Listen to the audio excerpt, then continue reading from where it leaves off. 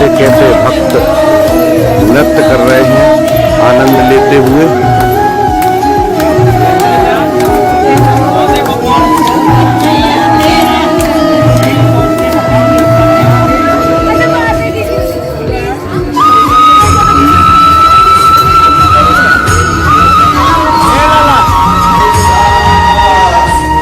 ये आप देख रहे हैं स्वामी हरदास जी की समाधि स्थल और यही भजन स्थली है।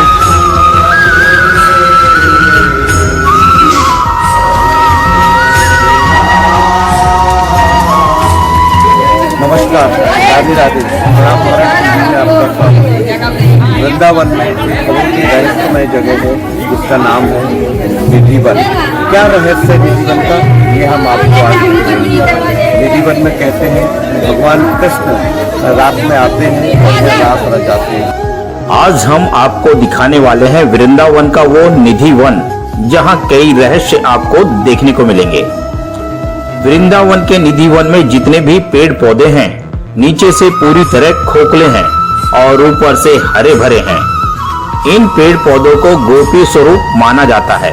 ये गोपी स्वरूप में है और ये सब जड़ें सूखी मिलेंगी आपको, सब खोखली मिलेंगी जड़ें, हरियाली सबको होगी, पानी लगे चाहे नहीं लगे। कहा जाता है कि इन पेड़ पौधों की जड़ों में पानी की आवश्यकता नहीं है।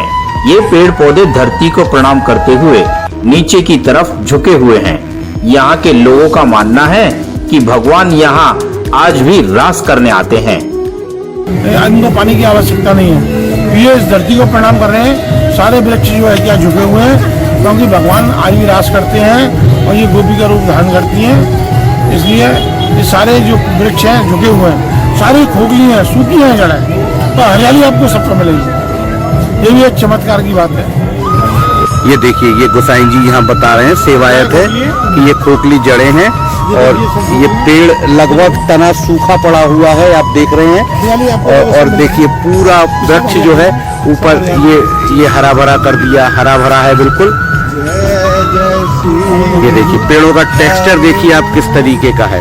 ये गोसाई जी कितने साल पुराने पेड़ हैं ये लगभग? बताते हैं कि काफी पुराने पेड़, मतलब आपकी याददाश्त से भी पहले के हैं। ये जो पेड़ आप देख रहे हैं ये गोपी भाव में, ये मैं आपको दिखा रहा हूँ। देखिए ये नीचे से फूला है पेड़, ये देखिए, ये आप देख रहे हैं पेड़ फूला है और फिर भी ये ऊपर जाके आप देखिए हरे भरे हैं और इनकी हाइट जो है इससे ज्यादा कभी नहीं बढ़ती है। कहते हैं ये पौधे जो है पेड़ जो है बरसों पुराने पौधे हैं, भगवान कृष्ण या रास रचाते हैं। निधि में एक विशेष जगह है, निधि माने खजाना होता है, पहला शब्द तो ये है जी। यहाँ पे स्वामी हरदास जी ने भजन करा था तो उनको बिहारी जी स्वयं गोदी में आके बैठ गए थे। बहुत बड़ा खजाना उनके हाथ लग गया था, जो आज वृंदावन बांकी बिहारी जी के नाम से जाना जाता है। निधि का मतलब ये हो गया। दूसरी बात ये है कि आज यहाँ पे आज भी रात को भगवान रास करने आते हैं। नित्य रास आज भी होता है, महारास साल में एक ही बार होता है। वो एक बार हुआ है जो क्या है उसका नाम, कई महीने की रात्रि थी, 6 महीने की, 6 महीने जो है क्या है चंद्रमा स्थिर हो गया था और ब्रह्मा जी की एक रात्रि को कई युग की रात्रि बोलते हैं। ब्रह्मा जी की रात्रि थी, उसमें एक एक कृष्ण एक एक गोपी थी और भगवान ने महारास करा था। जब ये रास करते करते काफ़ी टाइम हो गया तो शंकर भगवान बोले इतना सुंदर रास हो रहा है, तो शंकर भगवान स्वयं हिमालय से उस रासलीला को देखने के लिए वृंदावन आए। तो ललिता विशाखा ने रोक दिया कि आप अंदर नहीं प्रवेश नहीं हो सकते हैं, यहाँ सब गोपियों का ही प्रवेश है, सिर्फ यहाँ भगवान कृष्ण ही अकेले हैं। यहाँ हमें कई भक्तों ने बताया कि इस निधि वन में रात के समय किसी भी व्यक्ति को रुकने की इजाजत नहीं है। इतना ही नहीं, यहाँ से रात होते होते ही पशु पक्षी और बंदर भी चले जाते हैं। ये देखिए रात का सीन, लगभग 7:30 बज चुके हैं और बानरों की टोली यहाँ से प्रस्थान कर रही है।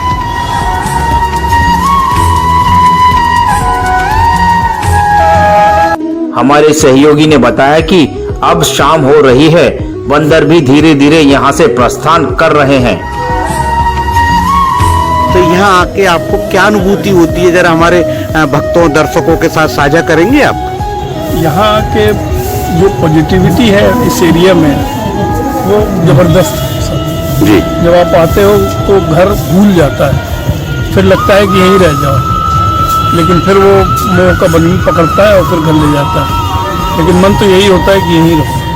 पर निधि वन में आके आपको एक आध्यात्मिक जो शांति है वो सुकून आपको यहाँ महसूस होता है? बिल्कुल बिल्कुल। चलिए, बहुत बहुत धन्यवाद हमारे चैनल से बात करने के लिए। Thank you. शाम के समय यहाँ पर सबको बाहर कर दिया जाता है, और तो और बंदर भी यहाँ पे शाम को सब बाहर चले जाते हैं। यहाँ एक जगह है रंग महल, जिसे रंग महल कहते हैं। यहाँ पेश सजाई जाती है, दातुन रखी जाती है, पान के बीड़े रखे जाते हैं, लड्डू रखे जाते हैं, और उनको 7 तालों में बंद कर दिया जाता है। राधा कृष्ण को लड्डू, पान और दातून रख दिए गए हैं। यहाँ के लोगों की मान्यता है कि ठाकुर जी यहाँ आते हैं और दातून करते हैं और फिर पान चबाते हैं और लड्डू खाते हैं। अब यहाँ हमारे सामने ये सब ठाकुर जी के लिए रख दिया गया है।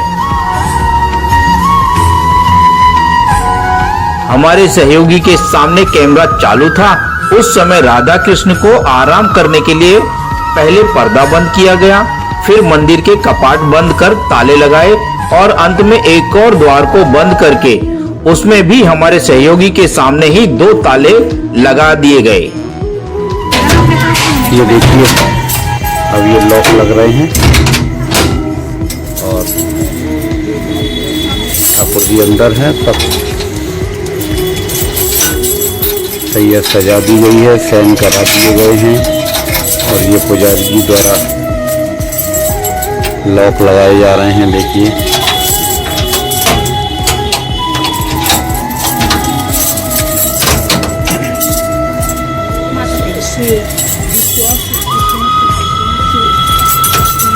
कितने लॉक लगा रहे हैं इसमें? 7 ताले।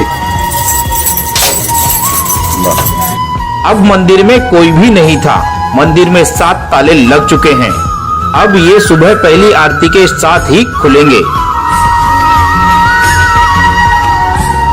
हालांकि हमारी टीम ने यहाँ रुकने की बहुत कोशिश की, लेकिन यहाँ किसी को भी रुकने की इजाजत नहीं थी, इसलिए हमें भी अब बाहर जाना पड़ा।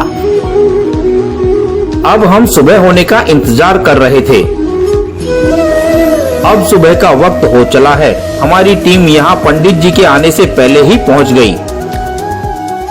ये देखिए, रात को जो ताले हम रंग महल के लगवा के गए थे वो अभी जो के त्यों लगे हुए हैं और बस इंतजार है सेवायत के आने का। उसके बाद ये ताले खोले जाएंगे। फिर हम आपको दिखाते हैं कि अंदर क्या स्थिति होती है। लेकिन सुबह जैसे ही हम उन तालों को खोलते हैं तो हम पाते हैं कि दातुन चबी हुई है, पान चबाया हुआ है जैसे किसी ने उसे यूज किया है, और बिस्तर भी यहाँ अस्त व्यस्त मिलता है। ये जगह जो है रहस्यमय है। आखिर 7 तालों के अंदर बंद होने के बाद भी कैसे कोई अंदर आया और अस्त व्यस्त कर दिया। अब हम पंडित जी के आने का इंतजार करने लगे।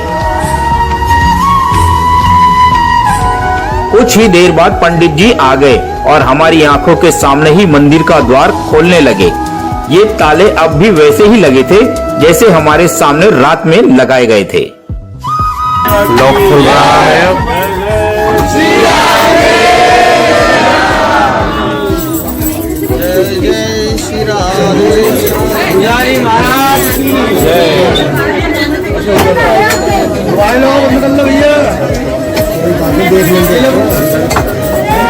देखिए, ये लॉक खुल गए हैं बाहर के गेट के।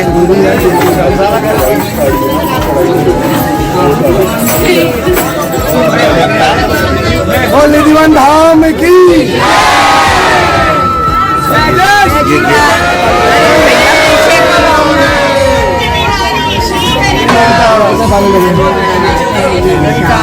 ये 3 ताले खुल चुके हैं, 3 ताले और खोले जा रहे हैं।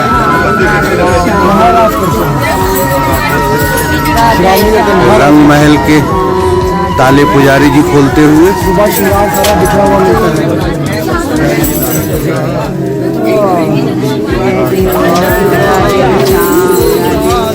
सारा वीडियो बनाओ बेटा भैया यार हाथ को कहाँ रखो?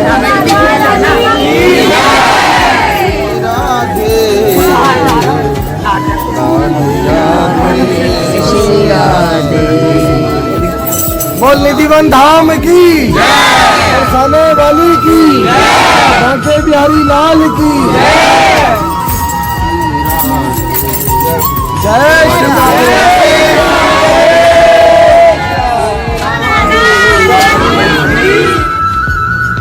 अब पंडित जी ने ताले खोले, फिर दूसरे दरवाजे के भी ताले खोले और अब मंदिर में से राधा कृष्ण के पर्दे हटाए गए। अब पंडित जी अंदर गए और फिर पंडित जी ने राधा कृष्ण के सामने जो दातून, पान और लड्डू रखे थे उन्हें उठाकर लाए, तो हम भी देखते रह गए। हमारे साथ साथ यह नजारा देख भक्तगण भी चौंक गए थे।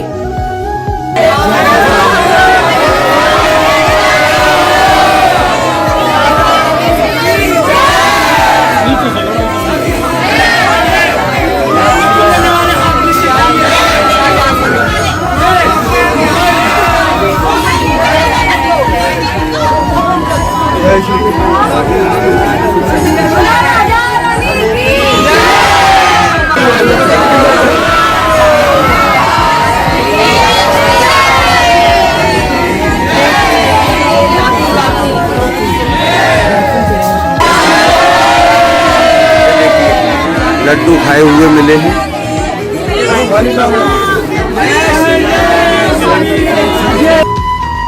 सच ही है, दांतों को देखकर ऐसा लगता है जैसे किसी ने उसे अपने दांतों से चबाकर रख दिया हो। और फिर पंडित जी ने पान दिखाए तो उसे भी देख ऐसा ही लगा जैसे पान को भी किसी ने चबाकर रख दिया हो।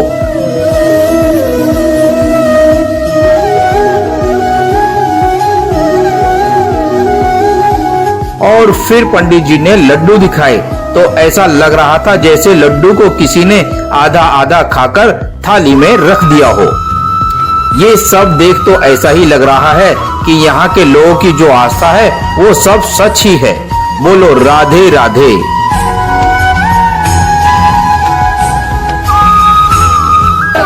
दूसरी बात, ये जगह जो है स्वामी हरदास जी की तपस्थली है। यहाँ स्वामी हरदास जी जो तानसेन और बैजू बावरा के गुरु थे, उन्होंने यहाँ जन्म किया।